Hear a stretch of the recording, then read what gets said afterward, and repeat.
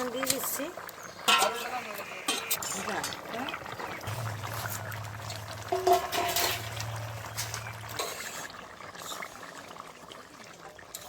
খেয়ে দেখ না তরকারিটা কিরকম হয়েছে। আগে তো ভয়ে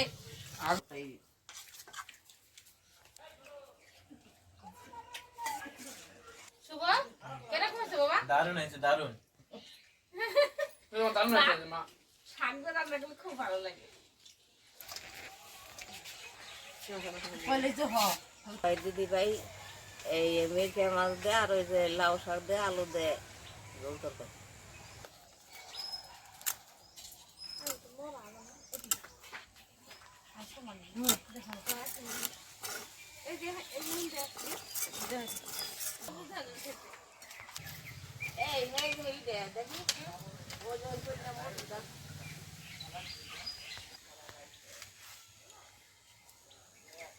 এই যে পাশে আছে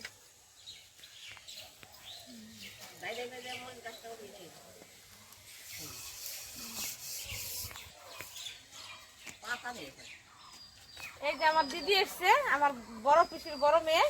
তাই বলছি কি দিদি তুই লাউ শাক দিয়ে মাছটা দিয়ে ভালো করতে পারিস, তাই তুই কর। আমার তো শরীরটা ভালো না, ওই জন্য দিদি আজকে রেসিপিটা করবে। তা আপনারা শুরু থেকে শেষ পর্যন্ত দেখতে থাকুন কিভাবে করছে। লাউ শাক দিয়ে খুবই ভালো লাগে মাছ দিয়ে। এই যে দিদি রান্না করবে, আমি সব কিছু একটু গুছিয়ে দিই। শাক কাটছে এখন, শাক দিয়ে আলু দিয়ে রান্না হবে ঝোল।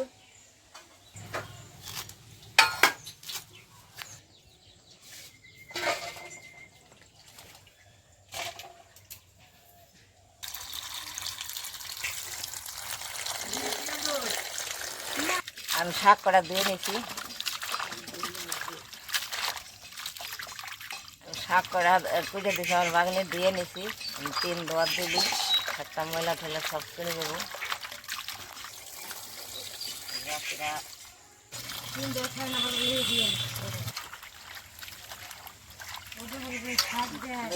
না দিলে বাড়িতে শেষ করবো।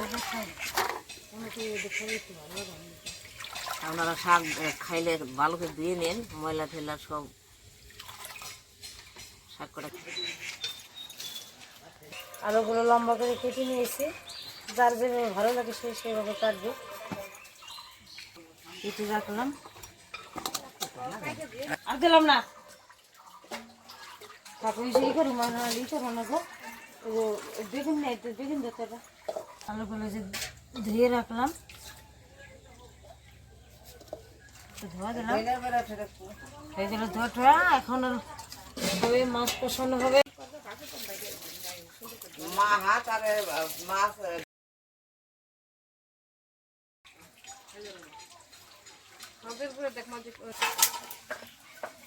না জাল দিয়ে একটাই দিছি মানে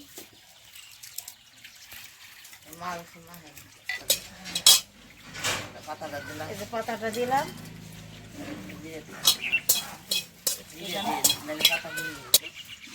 এই যে জিরে দিলাম।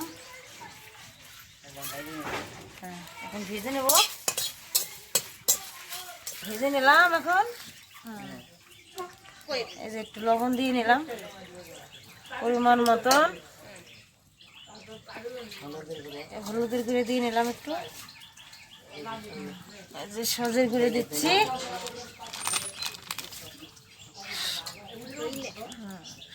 ধনের গুঁড়ো দিয়ে নিলাম।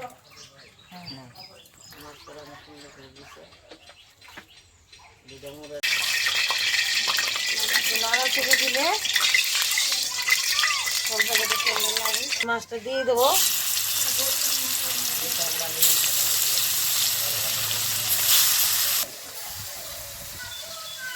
ভালো করে চাষ হোক, তারপর নেড়ে ছেড়ে 9:30টার সময় মাছ হয়ে যায় দিন আমার ভাবি দিলেছি।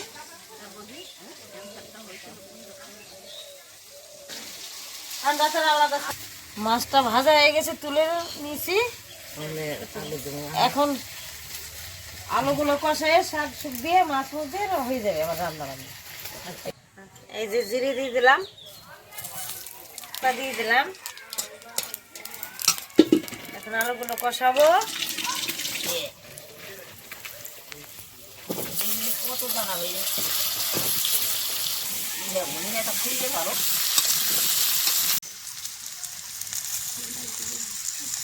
লবণটা দিয়ে নিলাম একটু, এখন হলুদটা দেবো,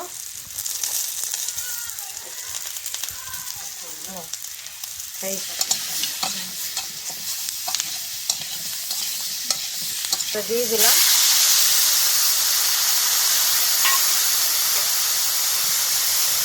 শাক দেবো তো, শাকের থেকে জল উঠে যাবে, একটু জল কমিয়ে দিই। হ্যাঁ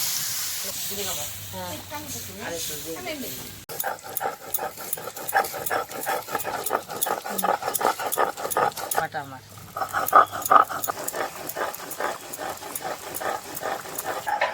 এই যে আমার দিদি মশলাটা বেটে নিচ্ছে, মশলাটাকে আমি বলে দিচ্ছি। জিরে দিয়ে, তেজপাতা দিয়ে, শুকনো ঝাল দিয়ে কড়াইতে ভেজে নিয়েছে, তার মধ্যে একটু আদা দিয়েছে। শাকের তরকারিতে আদাটা দিলে ভালো হয়, ভালো লাগে, স্বাদ আসে, ওই জন্য আদাটা দিয়েছে।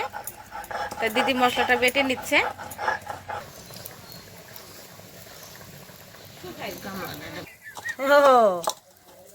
নাও, নতুন স্টাইলের রান্না দেখো তোমরা সবাই। এই যে আমার দিদি, ওরা রান্না করলে আলুগুলো এইভাবে পুতো দিয়ে ভেঙে দেয়, আমি আবার ওইভাবে দিই না। এক একজনের এক এক রকমের রান্নার সিস্টেম, তো এইভাবে দিলে বলে ভালো হয়, তাই দিচ্ছে দিদি ভেঙে। আমার দিদির রান্নার সিস্টেম আলাদা, আমার দিদি রান্নাও করতে পারে ভালো, খেতেও ভালো লাগে। তাই এই যে আজকে রান্না করছে, আশা করি তরকারিটা খুব ভালোই লাগবে খেতে। আপনারা এইভাবে বাড়িতে রান্না করে খেয়ে দেখবেন, তারপরে আমাকে কমেন্টে জানাবেন যে দিদির রান্নাটা কেমন লাগছে। এই যে শাকগুলো দিয়ে দিচ্ছে এখন।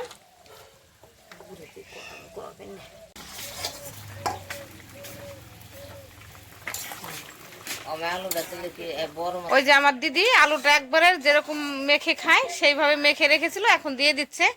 ওই আলুটা এইভাবে দিয়েছে যাতে তরকারিতে বোঝা না যায়। এই যে মাছটা দিয়ে দিচ্ছে এখন।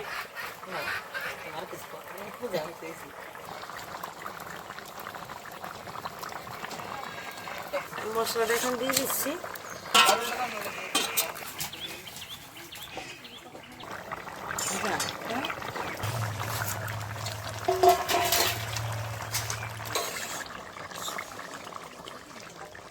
তরকারিটা এখন নামিয়ে দিলাম। তরকারির কালারটা খুব সুন্দর এসেছে, খেতেও খুব স্বাদ লাগবে, দেখাই যাচ্ছে, বোঝা যাচ্ছে।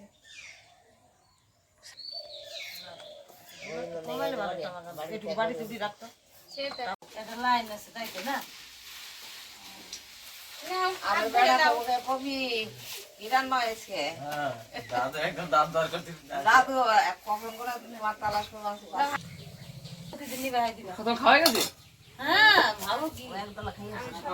যে মাছের মাথা দিয়ে, মাছের পেটি দিয়ে, যে বেগুন দিয়ে একটা চচ্চড়ির মতন করা হয়েছে। কি মাছের মাথা দিয়ে? খুব ভালো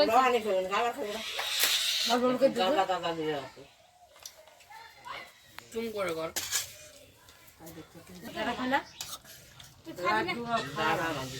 খেয়ে দেখ না তরকারিটা কিরকম হয়েছে। আগে তো ভয়ে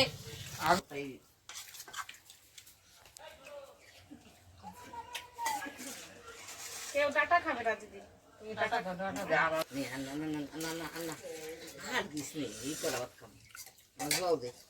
মাছটা খুবই স্বাদ।